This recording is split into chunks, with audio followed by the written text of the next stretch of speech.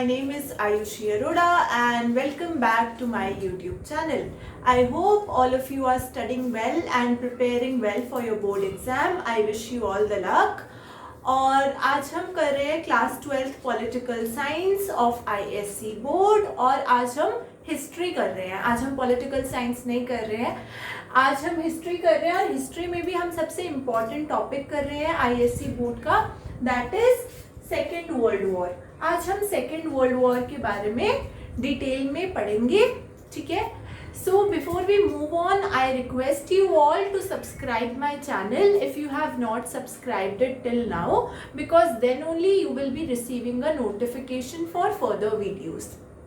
और अगर आपको वीडियो अच्छा लगे तो इसको लाइक भी करना और कमेंट सेक्शन में मुझे बताना कि आपको कितना समझ में आया है और कैसे समझ में आया है.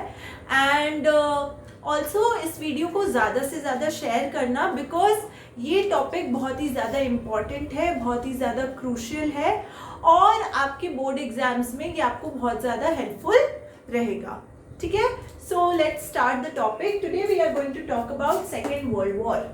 So before we move on to Second World War, it is very essential to understand the background of the Second World War. कि Second World War का क्या क्या background है वो समझना भी बहुत ही ज़्यादा important है. तो आपका जो Second World War है वो 1939 से लेकर 1945 तक के बीच में हुआ है, ठीक है. Second World War आपका 1939 से 1945 के बीच में आपका सेकेंड वर्ल्ड वॉर हुआ है. लेकिन हमें ये यहाँ पर पहुंचने से पहले हमें इसका बैकग्राउंड देखना पड़ेगा. तो हम स्टार्ट कर रहे हैं कि क्या बैकग्राउंड रहा होगा सेकेंड वर्ल्ड वॉर का. So we are going to focus on the international relations, कि किस तरीके के इंटरनेशनल रिलेशंस रहे होंगे जिसकी वजह से वर्ल्ड वॉर स्टार्ट हुआ.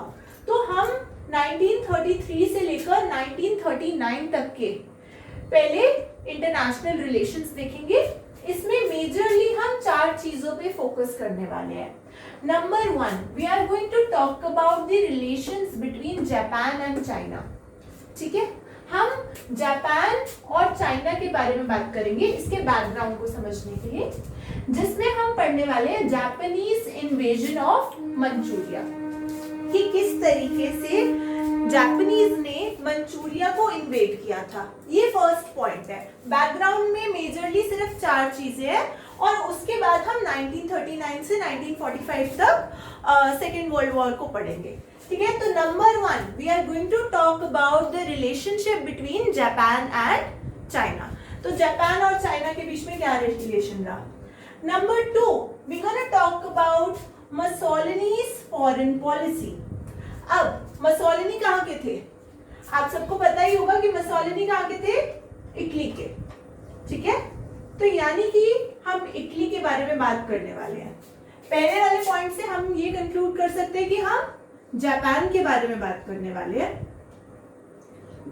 अब मसोलिनीज फॉरेन पॉलिसी को हम डिस्कस करेंगे कि 1933 से लेकर 1939 तक मसोलिनी की क्या फॉरेन पॉलिसी रही.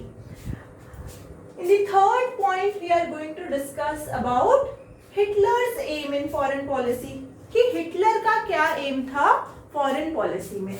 जब हम हिटलर की बात कर रहे हैं तो हम कौन सी कंट्री को कंसिडर कर रहे हैं?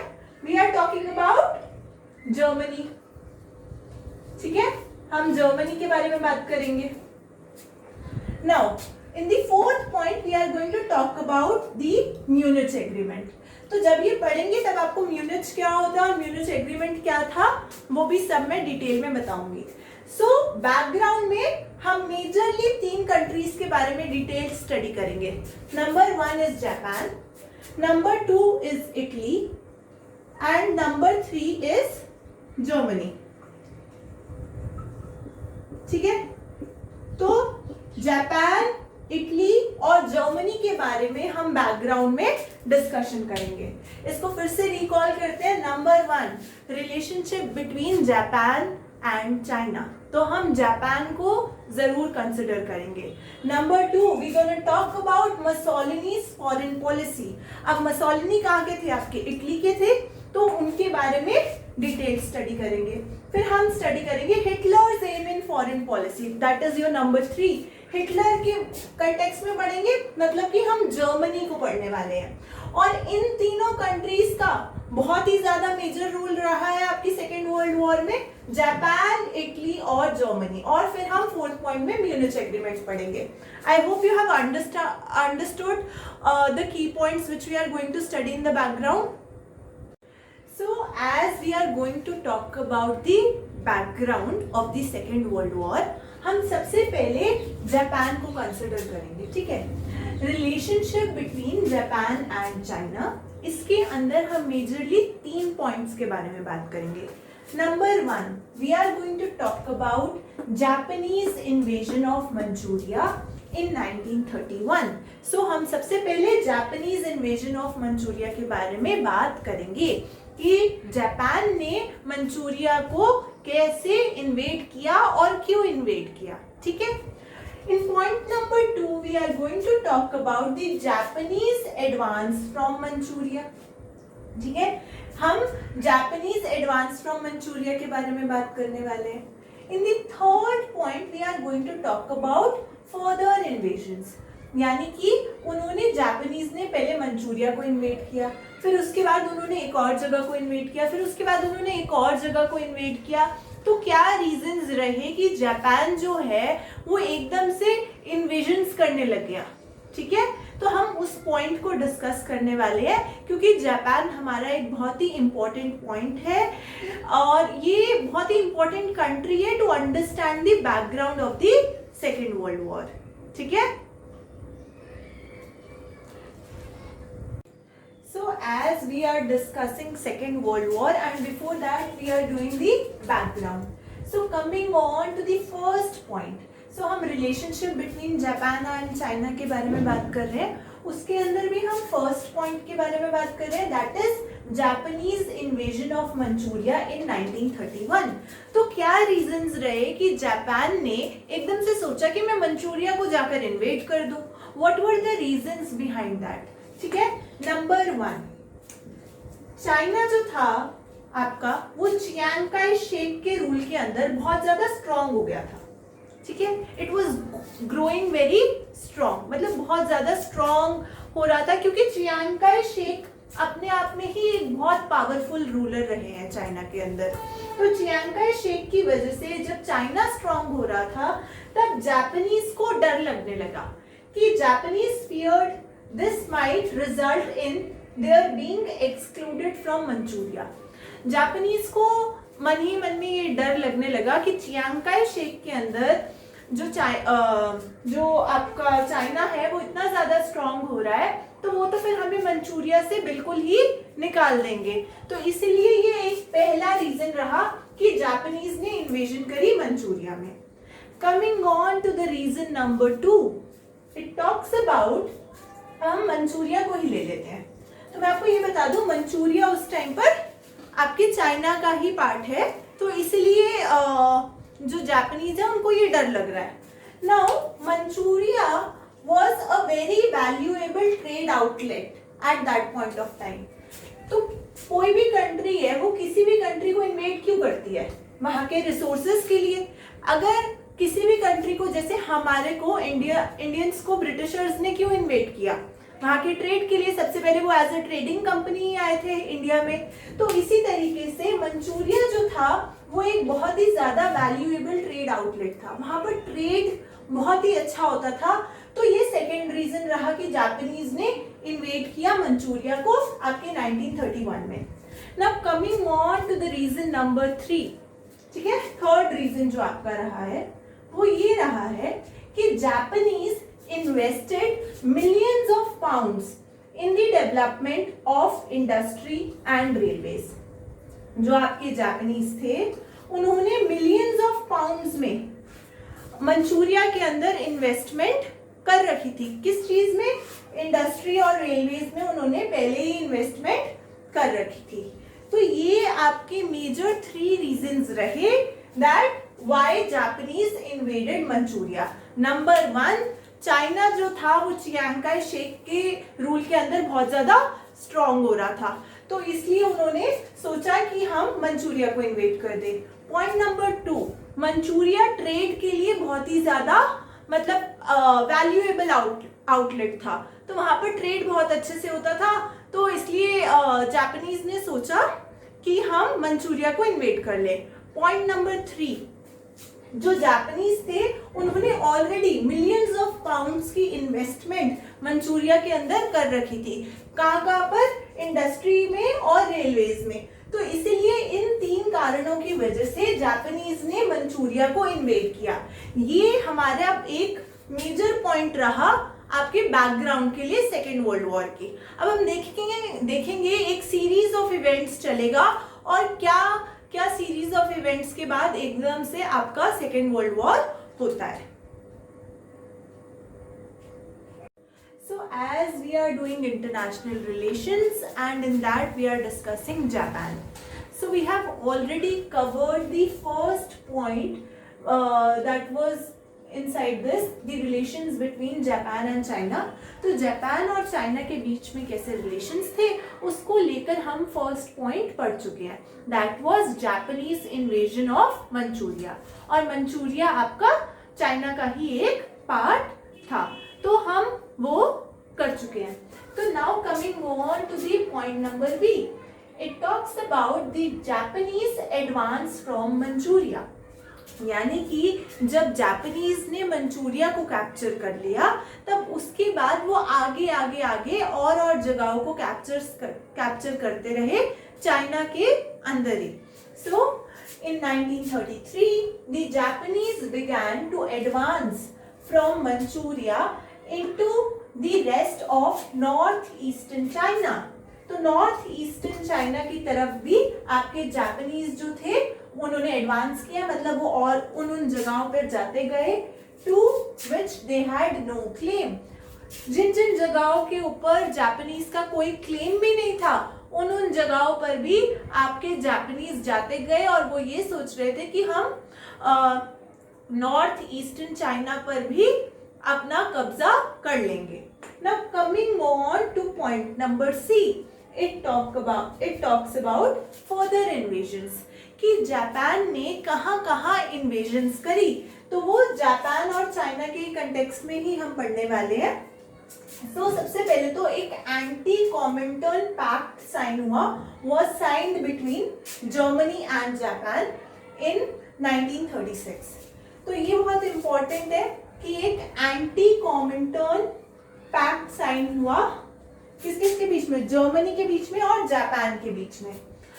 As we are going to talk about 3 very important countries, that is हम जापान तो अभी डिस्कस कर रहे हैं, उसके बाद में हम जब हिटलर को डिस्कस करेंगे तो हम जर्मनी को भी डिस्कस करेंगे, और जब हम मसोलिनी पढ़ेंगे तब हम इटली को भी डिस्कस करेंगे।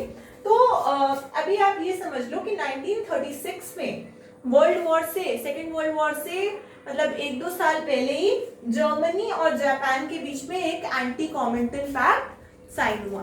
फिर इन्होंने क्या फर्दर इन्वेजन्स करी। By the autumn of 1938 Japanese captured cities of Shanghai, Nanking and Hankow. ठीक है, तो ये 3 जगहों पर भी उन्होंने 1938 तक अपना कब्जा कर लिया था, Shanghai, Nanking and Hankow. So when we are going to talk about Japan, ठीक है, तो हम बात करेंगे सबसे पहले relationship between Japan and China. उसमें आप पॉइंट नंबर 1 में बात करेंगे जापानीज इन्वेजन ऑफ मंचूरिया के बारे में, कि जापान ने मंचूरिया को इन्वेड किया था। In point number 2 you are going to talk about कि जापान एडवांसेस फ्रॉम मंचूरिया, मतलब वो मंचूरिया के बाद भी और जगहों को जाकर कैप्चर करता रहा। Now in point number 3 you are going to talk about further invasions. तो एक तो एंटी कॉमिंटर्न पैक्ट साइन हुआ आपका, और फिर उन्होंने शंघाई, नैनकिंग और हैनको जैसी जगहों को भी कैप्चर कर लिया। अब हमने जापान को पढ़ लिया। जापान का बहुत ही मेजर रोल रहा है सेकेंड वर्ल्ड वॉर में। Now we are going to discuss Italy, और इटली में हम मसोलिनी की फॉरेन पॉलिसी को पढ़ने वाले हैं। So as we are doing the background of the Second World War, जिसके अंदर हम international relations भी discuss कर रहे हैं, तो we have already discussed our first country, that is Japan. Now we are going to discuss Italy. Italy में हम मसोलिनी की फॉरेन पॉलिसी को डिस्कस करने वाले हैं. सो मसोलिनीज फॉरेन पॉलिसी, ये हमारा जो सेकंड पॉइंट हमने डिस्कस किया था बैकग्राउंड में, ये वही सेकंड पॉइंट का कंटिन्यूएशन है. तो यहाँ पर हम देखेंगे कि Mussolini was a very very powerful leader and Mussolini came to power in the year 1922. Italy के अंदर आपके मसोलिनी पावर में आए 1922 में. अब मसोलिनी जब पावर में आए तो वो काफी ज्यादा क्लियर थे अपनी आइडियोलॉजीज को लेकर. सो देखते हैं. Italian foreign policy seemed rather confused. Italy की जो फॉरेन पॉलिसी थी वो थोड़ी कंफ्यूजिंग सी थी, और आजकल हम बच्चों को भी कंफ्यूज कर रही है वैसे थोड़ी बहुत, बट उस समय पर इटली की जो फॉरेन पॉलिसी थी वो देखने में थोड़ी बहुत कंफ्यूजिंग सी थी. But Mussolini was a person who was very clear about what he wanted to do further. Like वो जब पावर में आए तो वो एकदम क्लियर कट पर्सन थे, उनको पता था कि उनको आगे क्या करना है. सो मसोलिनी new what he wanted, which was to make Italy great, respected and feared. तो मसोलिनी एक ऐसे पर्सन थे जिनको पता था कि उनको इटली के साथ क्या करना है. अब उनको इटली के साथ क्या करना था, उनका एक ही ड्रीम था, टू मेक इटली ग्रेट. पहली बात तो वो इटली को क्या बनाना चाहते हैं, ग्रेट बनाना चाहते हैं. दूसरा रिस्पेक्टेड एंड तीसरा फियर्ड. इधर ग्रेट से मतलब ये है कि इटली को वो एक ग्रेट कंट्री बनाना चाहते हैं, इटली को एक रिस्पेक्टफुल कंट्री बनाना चाहते हैं, यानी कि हर कोई इटली की तरफ एक आई ऑफ रिस्पेक्ट से देखे इटली की तरफ. और फियर्ड का मतलब ये है कि हर कोई इटली से डर के रहे. ठीक है, इटली किसी से ना डरे लेकिन हर कोई इटली से डर के रहे. ये तीन चीजें बहुत इंपॉर्टेंट है जो कि मसोलिनी चाहते थे. Now Mussolini's foreign policy has been categorized under two major phases. ठीक है, उसकी मसोलिनी की foreign policy. So Mussolini's foreign policy falls roughly into two phases. दो phases में मसोलिनी की foreign policy को हमने divide किया है. Your phase number 1 is from 1923 to 34, कि 1923 से लेकर 1934 तक. तो यानी कि लगभग 10 साल पहले के जो शुरुआती 10 साल रहे होंगे मसोलिनी के, उसके अंदर उसकी कैसी फॉरेन पॉलिसी रही होगी. Phase number 2 is after 1934. अब हम इन दोनों फेजेस में डिस्कस करेंगे कि क्या क्या होगा. ये आपका फेज 1 है, ठीक है, और ये आपका फेज 2 है. एक 1923 से 34 तक, 1934 तक, एंड एक आपका आफ्टर 1934. तो हम ये दोनों फेजेस अभी डिस्कस करने वाले हैं. So as we are doing Mussolini's foreign policy. अब मसोलिनी की फॉरेन पॉलिसी को हमने दो पार्ट्स में डिवाइड किया है. तो हम पहले फर्स्ट फेज की बात कर रहे हैं. प्लीज बोर्ड देखकर मत घबराना, इतना कुछ कॉम्प्लिकेटेड नहीं है. First phase is from 1923 to 1934. तो यानी कि पहले 10 साल 1923 से लेकर 1934 तक का जो फर्स्ट फेज रहा है मसोलिनी की फॉरेन पॉलिसी का. इसमें मैंने एक चीज लिखा है, that is consolidation of borders. तो मसोलिनी की एक ऐसी फॉरेन पॉलिसी रही कि वो अपने बॉर्डर्स को क्या करना चाहता था, कंसोलिडेट करना चाहता था. तो देखते हैं कि मसोलिनी की ऐसी फॉरेन पॉलिसी क्या थी और उसने अपनी फॉरेन पॉलिसी को ऐसे क्यों फ्रेम किया था. Like what were the reasons behind framing the foreign policy in such a way. ठीक है, उसके पीछे कोई रीजंस तो रहे होंगे ना कि मसोलिनी ने ऐसे फॉरेन पॉलिसी क्यों अपनाया. सो नंबर 1, मसोलिनी का यानी कि जो आपका इटली था उसका था rivalry with French in the Mediterranean and the Balkans. तो मसोलिनी की foreign policy was determined on the grounds that he was having rivalry with French and Mediterranean, जो आपका मेडिटेरेनियन वाला रीजन है उस जगह पर इनकी फ्रेंच के साथ राइवलरी चल रही थी, इटली के साथ में, एंड बाल्कन वाले रीजन में भी इटली का राइवलरी चल रहा था। सो आपका first point is rivalry with French and Balkans. ठीक है, ये पहला रीजन रहा कि मसोलिनी ने अपनी जो पॉलिसीज है उनको एकदम डिप्लोमेटिक वे में फ्रेम आउट करना शुरू कर दिया। तो उसकी first point is rivalry with French and the Balkans. Point number 2, Italian relations with Yugoslavia, France allies were usually strained। तो जो इटली के रिलेशन था यूगोस्लाविया के साथ में, जो कि फ्रांस का अलाय है, तो हमने फर्स्ट पॉइंट में देखा है कि राइवलरी किसके साथ चल रही है, फ्रेंच के साथ, फ्रांस के साथ इटली की राइवलरी चल रही है। और जो इटली का रिलेशंस है यूगोस्लाविया के साथ में, वो भी काफी ज्यादा क्या है, स्ट्रेन्ड है, अच्छा नहीं है। क्यों? क्योंकि यूगोस्लाविया फ्रांस का एक अलाय है, अलाय मतलब फ्रेंड है। तो आप देख रहे हैं कि ये सेकेंड वर्ल्ड वॉर का एक तरीके का बैकग्राउंड फ्रेम कर रहा है, क्योंकि आपके एक्सिस पावर एक तरफ है और अलाइड पावर एक तरफ है। एक्सिस में आपका क्या क्या आता है, जर्मनी, इटली, जापान, और यहाँ पर आपके दूसरे पार्स आते हैं। तो आपको स्टार्टिंग से यहाँ पे दिख रहा है कि इटली का रिलेशन फ्रांस के साथ अच्छा नहीं है। तो बेसिकली आपका एक्सिस का रिलेशन अलाइड के साथ एक तरीके से अच्छा नहीं है, ये हमें पता चल रहा है। नाउ ये हो गए आपके पहले 2 points. Now Mussolini was worried about a possible German threat. Although हम देखते हैं कि सेकेंड वर्ल्ड वॉर के टाइम पर इटली, जर्मनी और जापान आपका एक साइड पे एक्सेस फोर्सेस बनाते हैं, बट जो आपका मसोलिनी था उसको एक पॉसिबल थ्रेट लग रहा था जर्मनी से। ठीक है, तो Mussolini was worried about a possible German threat via the Brenner's pass. तो ब्रेनर पास के वहां पर उसको क्या लग रहा था, पॉसिबल जर्मन थ्रेट। अब इसके बेसिस पे मसोलिनी अपने डिप्लोमेटिक रिलेशंस को फ्रेम करेगा। So he tried to deal with problems by diplomatic means. अब उसने प्रॉब्लम्स को कैसे कैसे डील किया हम वो देखेंगे। तो सबसे पहले आपको प्रॉब्लम समझ में आ गई। प्रॉब्लम ये है नंबर 1 कि एक तो इटली की राइवलरी चल रही है फ्रेंच के साथ में, और किसके साथ में, बाल्कन्स के साथ में, जो आपका बाल्कन स्टेट वाला जो रीजन है वहां पर राइवलरी चल रही है। तो point number 1, rivalry with French and the Balkans.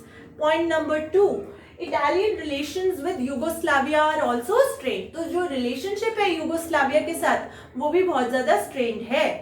Third point, मसोलिनी को ये लग रहा है कि एक पॉसिबल जर्मन थ्रेट को वो फील कर पा रहा है कि वो ब्रेनर पास वाले एरिया के वाया दी ब्रेनर पास वाला जो एरिया है वहां से, उस रीजन से वो एक जर्मन के थ्रेट को फील कर पा रहा है कि हिटलर भी उस टाइम पर बहुत ज्यादा पावरफुली ग्रो कर रहा है, तो मसोलिनी को उसका भी डर लग रहा है।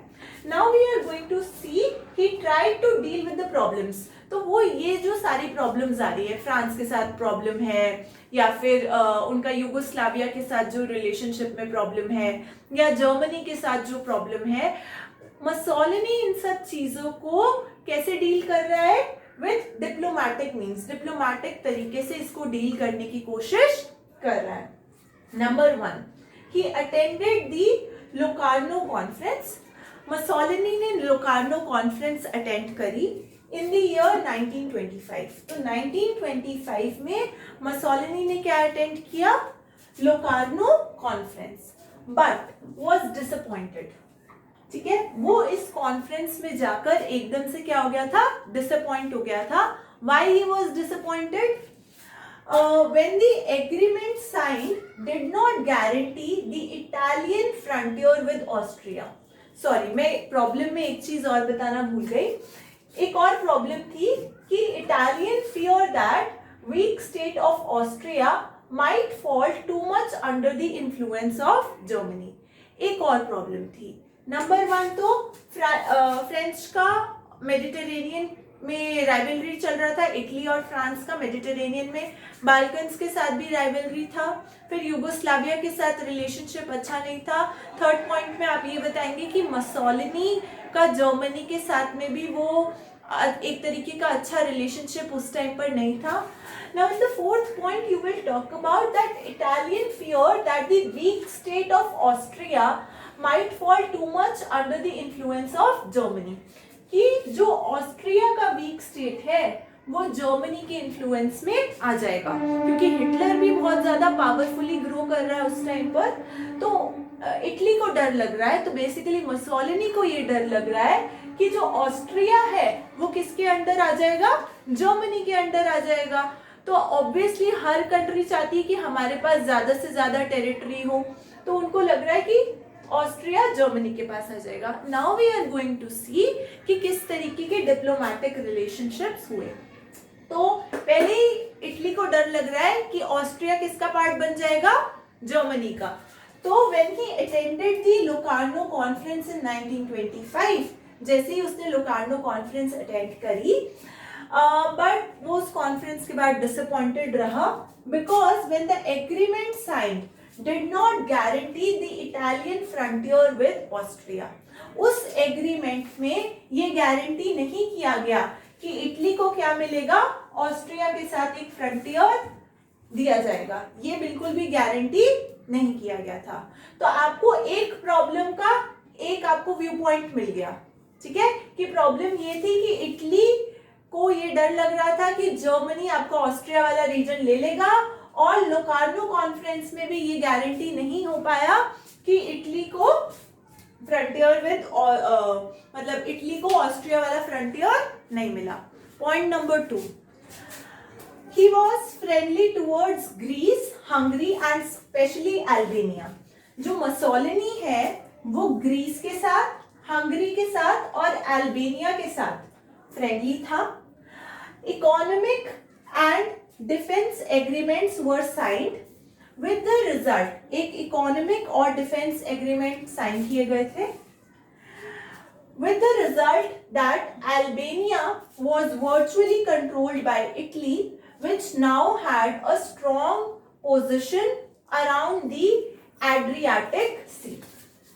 ठीक है, इसमें आपको सेकेंड पॉइंट में ये बताना है कि इटली जो है उनका एक फ्रेंडली रिलेशनशिप रहा ग्रीस के साथ में, हंगरी के साथ में और अल्बेनिया के साथ में, और इकोनॉमिक और डिफेंस एग्रीमेंट साइन किया गया था. एंड जो अल्बेनिया था वो वर्चुअली किसके कंट्रोल में था, इटली के कंट्रोल में था, लेकिन उसने एक स्ट्रॉन्ग पोजीशन गेन कर लिया था अराउंड दी एड्रियाटिक सी के पास में. ठीक है, तो यहाँ पे ऊपर में आप बताओगे कि उसको ऑस्ट्रिया वाला रीजन नहीं मिल पाया, बेसिकली उसके फ्रंटियर के साथ वो कनेक्ट नहीं हो पाया. सेकेंड पॉइंट में आप फ्रेंडली रिलेशनशिप की बात करोगे कि उसका ग्रीस के साथ फ्रेंडली रिलेशनशिप था, हंगरी के साथ फ्रेंडली रिलेशनशिप था और अल्बेनिया के साथ फ्रेंडली रिलेशनशिप था. अब coming on to the point number 3, Italy had good relations with Britain. Italy का ब्रिटेन के साथ भी अच्छे रिलेशंस थे. British gave Italy a small part of Somaliland. British ने इटली को एक छोटा पोर्शन ऑफ सोमालीलैंड दिया था. सो दिस सिग्निफाइज कि इटली और ब्रिटेन के रिलेशंस आपके सेकेंड वर्ल्ड वॉर होने से पहले कुछ समय के लिए इंटरनेशनल रिलेशंस में उनके रिलेशनशिप आपस में अच्छे थे. नाउ ठीक है, ब्रिटिश ने इटली को एक छोटा पार्ट दे दिया था सोमालीलैंड का. Fourth point, a non aggression pact was signed between Italy and USSR in September 1933. तो सितंबर 1933 में एक नॉन एग्रेशन पैक्ट साइन हुआ था इटली और यूएसएसआर के बीच में. ठीक है, उसके बाद fifth point is Italy encouraged Austria against the threat of Nazi Germany. तो इटली को बार बार ये लग रहा था कि कहीं ऑस्ट्रिया वाला रीजन जर्मनी ना कैप्चर कर ले, इसलिए इटली ने ऑस्ट्रिया को एनकरेज किया कि नाजी जर्मनी के थ्रेट के अगेंस्ट। मैं इसको फिर से एक बार रिकैप्चुलेट कर देती हूँ फटाफट से। तो आपको मसोलिनी की फॉरेन पॉलिसी के फर्स्ट फेज में ये समझना है, जो कि 1923 से 34 के बीच में है। नंबर 1 आप ये बताओगे कि राइवलरी चल रही है फ्रांस के साथ में और बाल्कन्स के साथ में।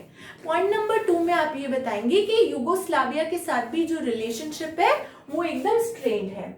फिर पॉइंट नंबर 3 में आप ये बताएंगे कि जर्मनी और मसोलिनी के बीच में भी आपस में रिलेशनशिप अच्छा नहीं है। फिर पॉइंट नंबर 4 में आप ये बताएंगे कि ऑस्ट्रिया का डर इटली को लगा हुआ है कि ऑस्ट्रिया वाला रीजन कहीं जर्मनी अपने पास कैप्चर ना कर ले।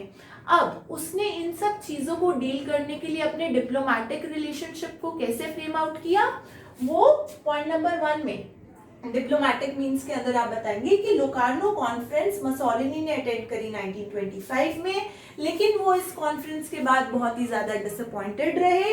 क्यों डिसअपॉइंटेड रहे? क्योंकि जो आपका did not guarantee the Italian frontier with Austria, तो इटली को ऑस्ट्रिया वाला फ्रंटियर गारंटी नहीं किया गया, तो ये उसको डिसअपॉइंटमेंट रहा। पॉइंट नंबर 2 में जो उसका डिप्लोमेटिक रिलेशनशिप रहा वो फ्रेंडली था। So he was friendly towards Greece, Austria and Albania. Greece के प्रति, हंगरी के प्रति और अल्बेनिया के लिए ये लोग क्या रहे? फ्रेंडली रिलेशनशिप रहा। And economic and defence agreement were sign with the result Albania, एक इकोनॉमिक और डिफेंस एग्रीमेंट साइन हुआ था, जिसकी वजह से अल्बेनिया वर्चुअली इटली के कंट्रोल के अंडर आ गया था और उसने एक स्ट्रॉन्ग पोजीशन गेन कर ली थी around the Adriatic Sea. Point number 3 में भी आप गुड रिलेशंस विद ब्रिटेन के बारे में बात करेंगे। तो अच्छे relations, Italy had good relations with Britain, जिसके अंदर में ब्रिटिश ने इटली को एक स्मॉल पोर्शन ऑफ सोमालीलैंड दे दिया था। Now in point number 4 you are going to talk about एक नॉन एग्रेशन पैक्ट साइन हुआ था इटली और यूएसएसआर के बीच में सितंबर 1933 में। Now in the 5th point you are going to talk about कि उसने ऑस्ट्रिया को एनकरेज किया कि against the threat of Nazi Germany. So this is your first phase of Mussolini's foreign policy. I hope आपको first phase समझ में आ गया है। So as we are doing Mussolini's foreign policy, तो मुसोलिनी की फॉरेन पॉलिसी का first phase हम discuss कर चुके हैं, दैट इज फ्रॉम 1923 टू 1934, यानी कि आपके पहले 10 साल। Now we are going to discuss Mussolini's foreign policy second phase, यानी कि after 1934 what happened.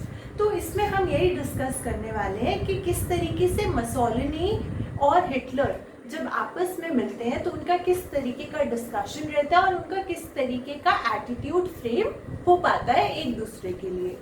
So after the first meeting of Hitler and Mussolini in June 1934, तो मुसोलिनी जी और हिटलर जी जून 1934 में उनकी फर्स्ट मीटिंग होती है। And Mussolini described Hitler contemptuously as the little mad clown, but he later came to believe that there was more to be gained from friendship with Germany than from Britain and France. तो Mussolini पहले उसको contemptuously hatred के साथ, बहुत ज़्यादा hatred के साथ Hitler का डिस्क्रिप्शन देता है as a little mad clown, और वो ये भी बोलते हैं कि हमें बहुत ज़्यादा गेन करना है from the friendship of Germany rather than gaining from Britain and France. तो आप ये देख रहे हैं कि सेकेंड वर्ल्ड वॉर की तरफ ये एक बैकग्राउंड फ्रेम हो रहा है। और बैकग्राउंड कैसे फ्रेम हो रहा है कि आपस में इटली और जर्मनी आपस में एक फ्रेंडली रिलेशनशिप रखने के बारे में सोच रहे हैं कि more to be gain from the friendship with Germany. Italy के ऐसे माइंडसेट अपना चेंज हो रहा है कि उनको जर्मनी के साथ एक तरीके का क्या रखना है, फ्रेंडशिप रखना है। Now when Hitler announced reintroduction of conscription, conscription का मतलब ये है अनिवार्य सेना भर्ती, यानी कि कंपल्सरी आर्मी के अंदर जो सर्विस होगी, एनफोर्समेंट। बेसिकली हर एक इंसान को who is young, it is compulsory for that person कि वो आर्मी को ज्वाइन करे, मिलिट्री को ज्वाइन करे, तो that is known as conscription. तो जब हिटलर ने अनाउंस किया, when Hitler announced reintroduction of conscription in March 1935, Mussolini joined the British and French in condemning the German action। तो मसोलिनी ने उस टाइम पर ब्रिटिश और फ्रेंच को ज्वाइन कर लिया और कंडेम किया इस जर्मन एक्शन को। किस जर्मन एक्शन को? कि रीइंट्रोडक्शन ऑफ कॉन्स्क्रिप्शन को। कि ऐसे तो नहीं होना चाहिए ना कि हर एक को जबरदस्ती उठा के बोलो कि आप मिलिट्री ज्वाइन कर लो, आप आर्मी ज्वाइन कर लो। तो ये वाला एक्शन मसोलिनी को बिल्कुल अच्छा नहीं लगा और ब्रिटिश और फ्रांस के साथ मिलकर उन्होंने इस एक्शन को कंडेम किया, मतलब इसकी निंदा करी, बोला कि ये एक्शन अच्छा नहीं है। And guaranteeing Austria the Stresa front in April 1935 and as a result उसको गारंटी किया गया कि आपको ऑस्ट्रिया का स्ट्रेसा फ्रंट दे देंगे। मसोलिनी को ये बोला गया। आई होप आपको अभी तक ये पॉइंट समझ में आ गया। So as we are doing Mussolini's foreign policy और हम इसका सेकेंड फेज डिस्कस कर रहे हैं, दैट इज आफ्टर 1934। तो अब हम इसमें सेकेंड पॉइंट जो है वो हम डिस्कस कर रहे हैं। फर्स्ट पॉइंट में तो हमने ये डिस्कस किया कि जो मसोलिनी है उसने हिटलर को एक कैटेगरी दे दी, मतलब एक नाम दे दिया लिटिल मैड क्लाउन का, और साथ ही साथ में ये बोल दिया कि हिटलर के साथ में एक फ्रेंडली रिलेशनशिप रखेंगे तो हमारे लिए अच्छा रहेगा। फिर उसके नेक्स्ट पॉइंट में हमने डिस्कशन किया था कि हिटलर के साथ में हमें फ्रेंडली रिलेशंस तो रखना है, बट जो हिटलर की पॉलिसी थी कॉन्स्क्रिप्शन की कि हर एक को आर्मी के अंदर भर्ती कर दो, ये वाली पॉलिसी से मसोलिनी सैटिस्फाइड नहीं था और उसने ब्रिटेन और फ्रांस के साथ मिलकर इस पॉलिसी को कंडेम किया था। Now coming on to the next point, in this the Italian invasion of Abyssinia। इसमें हम बात करेंगे इटली ने किस तरीके से एबिसिनिया का इन्वेजन किया, that is your Ethiopia, in October 1935 was the great turning point in Mussolini's career। ये जो एबिसिनिया का जो इन्वेजन रहा है ये मसोलिनी के करियर में एक बहुत ही बड़ा टर्निंग पॉइंट रहा है। नाउ द क्वेश्चन अराइजेस कि व्हाई मसोलिनी अटैक्ड एबिसिनिया। अब कोई भी इंसान किसी भी कंट्री को क्यों अटैक करेगा, तो मसोलिनी के एबिसिनिया को अटैक करने के पीछे क्या क्या रीजंस रहे, अब हम वो डिस्कस करेंगे। So why did Mussolini attack Abyssinia, Abyssinia को क्यों अटैक किया? इसके 3-4 रीजंस थे, simple simple. Number 1, Italy's existing colonies in East Africa were not very rewarding. देखो जितने भी पावरफुल आपके लीडर्स रहे हैं जैसे हिटलर या मसोलिनी या जो पावरफुल लीडर्स रहे हैं वो यही चाहते थे कि हम हर जगह क्या करें, इन्वेजन करें, एनेक्सेशन करें और ज्यादा से ज्यादा एरिया हमारे पास में हो, इस तरीके का वो चाहते थे। तो इटली की जो कॉलोनीज थी ईस्ट अफ्रीका के अंदर वो नॉट वेरी रिवॉर्डिंग, यानी कि उधर से उनको ज्यादा गेन नहीं हो रहा था। तो उन्होंने सोचा कि एक और जगह होनी चाहिए जहां से हमें ज्यादा गेन हो सके। तो मसोलिनी ने सोचा कि व्हाई नॉट एबिसिनिया, जैसे ब्रिटिशर्स ने हमारे लिए सोचा था व्हाई नॉट इंडिया, तो मसोलिनी ने सोचा व्हाई नॉट एबिसिनिया, एबिसिनिया पे जाकर अटैक करते हैं। नंबर 1, क्योंकि ईस्ट अफ्रीका की कॉलोनी ज्यादा रिवॉर्डिंग नहीं थी, वहां से ज्यादा प्रॉफिट मसोलिनी को नहीं हो रहा था। Point number 2, and his attempts to reduce Abyssinia to a position equivalent to that of Albania had failed। Although जो इसके attempts थे एबिसिनिया को reduce करने के to the position equivalent to the Albania had failed, मसोलिनी ये चाहते थे कि एबिसिनिया की पोजीशन किसके बराबर हो जाए, अल्बानिया के बराबर हो जाए। ऑल्दो उसमें वो फेल हो जाते हैं, ऐसा वो नहीं कर पाते कि एबिसिनिया की पोजीशन और अल्बानिया की पोजीशन को बराबर लेवल पर ले आए, ऐसा नहीं हो पाता। Another very important point is Italy was suffering from depression. Italy depression से सफर कर रहा था उस टाइम पर, and a victorious war would divert the attention from the internal troubles. अगर मान लो हम किसी कंट्री के साथ वॉर करें और हम जीत जाएं उस वॉर में, तो वहां की जितनी पॉपुलेशन होगी वो हैप्पी हो जाएगी उस रूलर के साथ में। तो इसी तरीके से मसोलिनी सोच रहे थे आपके कि इटली के अंदर ऑलरेडी बहुत ज्यादा डिप्रेशन चल रहा है। It can be economic depression, internal troubles, इस तरीके के बहुत सारे ट्रबल्स रह रहे हैं।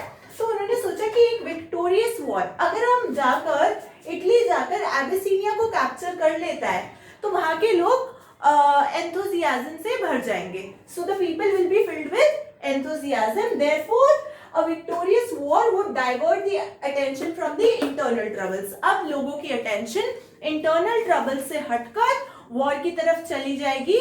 and what will it lead to? It would boost Mussolini's popularity। This is your next point कि Mussolini की popularity भी बढ़ जाएगी अगर उसने एबिसिनिया को अटैक कर लिया।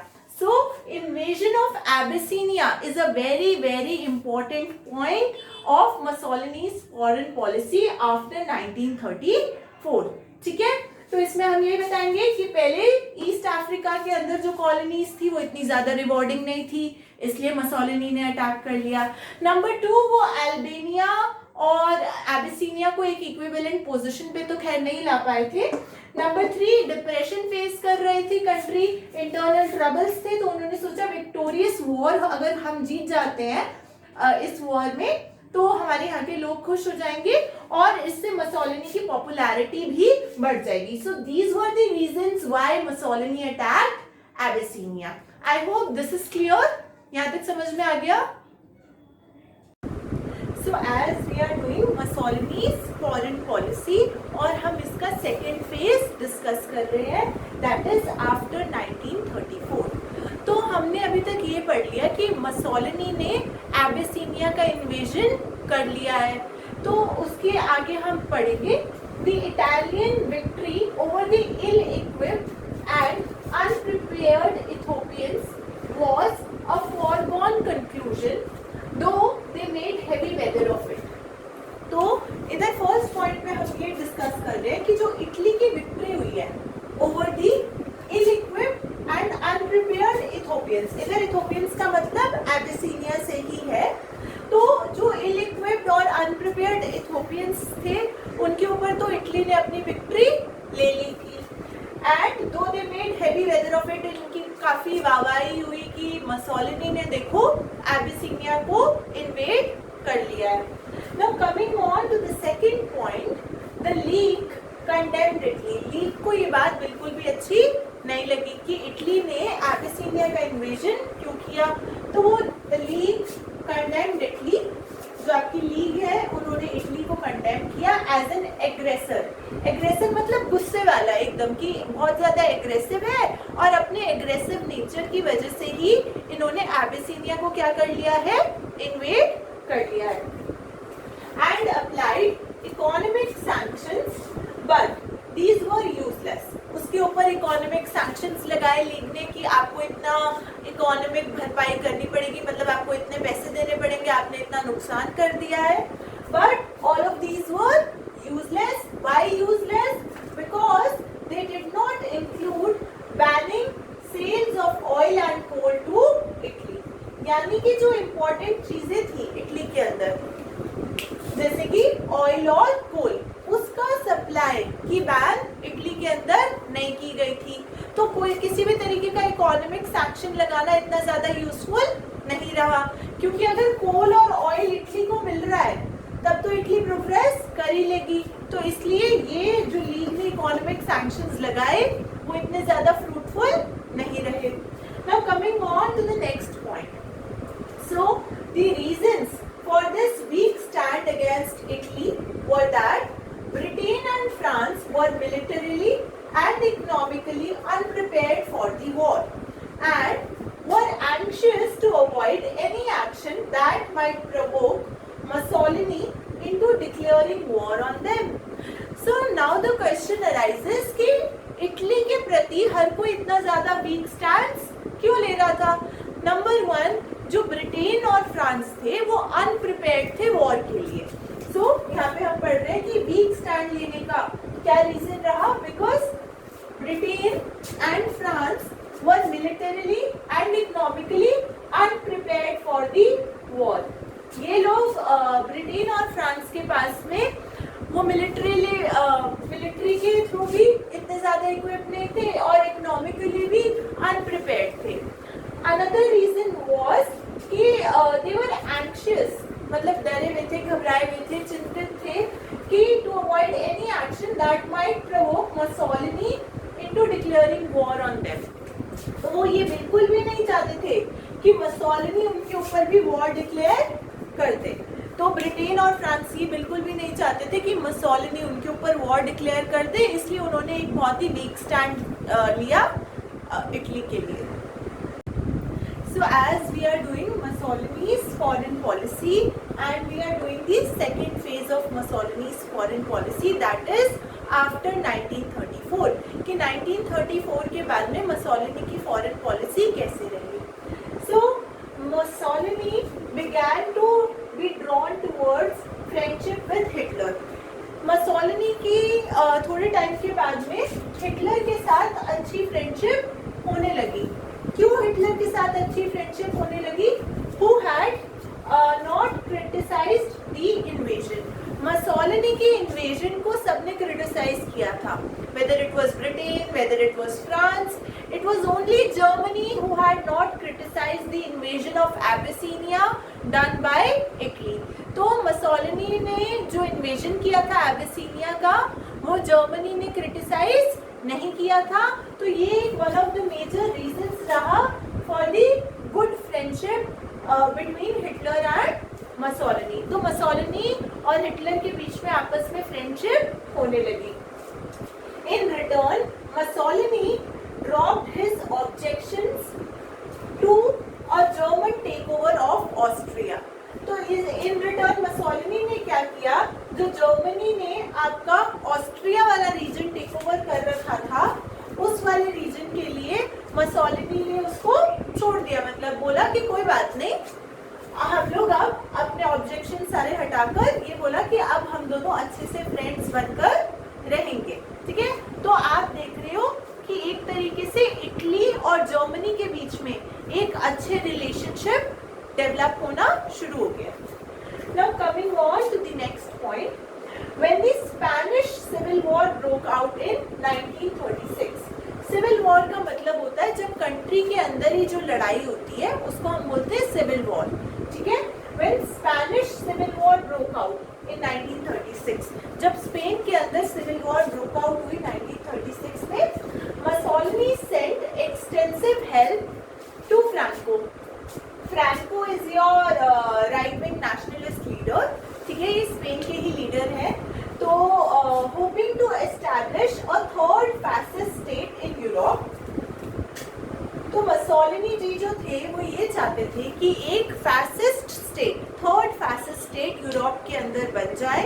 तो इसलिए उन्होंने एक्सटेंसिव हेल्प भेजी फ्रैंको को, जो कि उस टाइम के राइट विंग नेशनलिस्ट लीडर रहे हैं स्पेन के अंदर. उनको हेल्प भेजी ताकि एक फैसिस्ट स्टेट एस्टैब्लिश हो जाए यूरोप में, to get naval bases in Spain from which he could threaten France. ताकि स्पेन के अंदर वो अपने नेवल बेसिस को एस्टैब्लिश कर सके और फ्रांस को थ्रेटन कर सके. यहाँ पे फ्रैंको और फ्रांस में प्लीज कंफ्यूज मत होना. यहाँ पे फ्रैंको का मतलब फ्रेंच से नहीं है. यहाँ पे फ्रैंको उस राइट विंग नेशनलिस्ट लीडर का नाम है. ठीक है.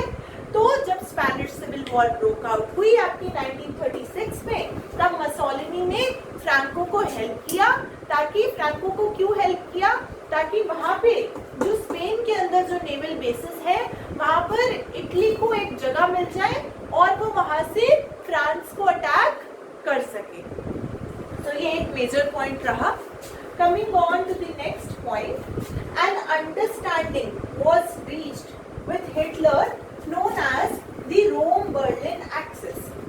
अब मसोलिनी और हिटलर के बीच में आपस में इनकी फॉरेन पॉलिसी में ये समझना बहुत इम्पोर्टेंट है कि मसोलिनी और हिटलर के बीच में एक अंडरस्टैंडिंग डेवलप हो गई थी. और वो किस फॉर्म में डेवलप हुई? In the form of Rome Berlin axis. तो वो लाइन बेसिकली मसोलिनी इसको एक लाइन की तरह कंसिडर कर रहा है कि रोम और बर्लिन के बीच में एक एक्सिस डेवलप हो गया है। Rome is the capital of Italy और और बर्लिन आपका जर्मनी का कैपिटल है, तो इसलिए रोम बर्लिन एक्सिस। तो रोम आपका क्या सिग्निफाई कर रहा है? इटली, और ये आपका सिग्निफाई कर रहा है जर्मनी। तो आप देखेंगे कि इटली और जर्मनी के बीच में एक तरीके का एक्सिस डेवलप हो गया। और हमने इनिशियली ये डिस्कस भी किया है कि आपका जो जर्मनी और इटली है ये किसका पार्ट है? आपकी एक्सिस फोर्सेस का पार्ट है। तो आप देख रहे हैं कि तभी यहाँ पर वर्ड क्या यूज किया गया है? Axis. Now in 1937 Italy joined the anti Comintern pact. Italy क्या करता है 1937 के अंदर? एक एंटी कॉमिंटर्न पैक्ट ज्वाइन करता है विद जर्मनी एंड जापान। ठीक है, जर्मनी और जापान के साथ में इटली एक एंटी कॉमिंटर्न पैक्ट साइन करता है in the year 1937, in which all three pledged themselves to stand side by side against bolshevism. तो ये तीनों ने डिसाइड किया, आपका इटली ने, जर्मनी ने और जापान ने, तीनों ने डिसाइड किया कि हम किसके अगेंस्ट खड़े हैं? बोल्शेविज्म के अगेंस्ट। ठीक है, क्योंकि रशिया के अंदर जैसे आपका बोल्शेविक पार्टी आई और वो बोल्शेविज्म को स्प्रेड कर रहे थे, तो बेसिकली आपको ये भी समझ में आएगा कि ये लोग यूएसएसआर के अगेंस्ट जा रहे हैं। तो आपको ये बहुत बड़ी यहाँ पे क्लैरिटी मिल रही है कि जर्मनी, इटली, जापान तीनों का एक तरीके से ये लोग अब इकट्ठे होने शुरू हो गए हैं और लेटर ऑन ये एक्सिस फोर्सेस का मेजर पार्ट बनेंगे और ये अलाइड पावर से आपकी सेकेंड वर्ल्ड वॉर में फाइट भी करेंगे, जो हम लेटर स्टेज पे देखेंगे। Now the next point talks about in April 1939 Italian troops suddenly occupied Albania. Italy के जो ट्रूप्स थे उन्होंने अल्बेनिया वाला रीजन 1939 में ऑक्यूपाई कर लिया था। तो ये भी एक चीज रही, जिस तरीके से आपका हिटलर जो था वो जर्मनी के थे और वो इन्वेजन करते जा रहे थे, तो आपको समझ में आ रहा है कि इटली भी एक तरीके का इन्वेजन करता जा रहा है। उन्होंने अल्बेनिया के अंदर इन्वेजन कर लिया है। Now coming on to a very crucial point, that is pact of steel, जो कि आपका मई 1939 में पैक्ट ऑफ स्टील साइन हुआ between Mussolini and Germany. That is Italy and Germany के बीच में एक पैक्ट ऑफ स्टील साइन होता है। ये बहुत ही ज्यादा इम्पोर्टेंट है।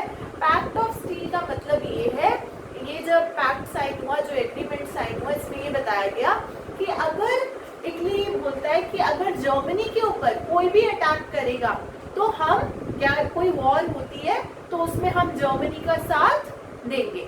That is known as pact of steel.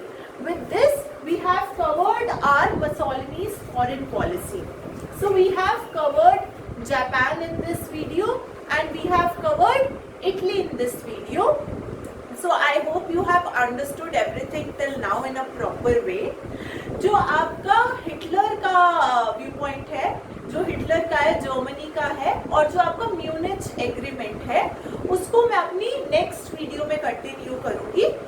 इस वीडियो में सिर्फ इतना ही। नेक्स्ट वीडियो में मैं बैकग्राउंड के अंदर ही, जो आपका इंटरनेशनल रिलेशंस वाला वीडियो है, इसके अंदर मैं हिटलर का व्यू पॉइंट और म्यूनिच एग्रीमेंट आपका नेक्स्ट वीडियो में कंटिन्यू करूंगी। आई hope you have understood it well, कि आपको जापान का पूरा समझ में आ गया होगा, आपको मसोलिनी की फॉरेन पॉलिसी समझ में आ गई होगी। ठीक है, फर्स्ट फेज भी और सेकेंड फेज भी। Do like the video, do share it, do subscribe it, keep studying and stay happy, stay healthy. Wish you a very happy Holi as well and do like the video अगर आपको अच्छा लगे। Do subscribe the channel and share it as much as you can, because it is a very complicated topic and I have tried to be very simple, like बहुत simplistic वे में आपको समझाने की कोशिश की गई है। तो प्लीज़ इसको ज़्यादा से ज़्यादा शेयर करना ताकि बहुत सारे बच्चे इससे बेनिफिट ले सकें। Thank you.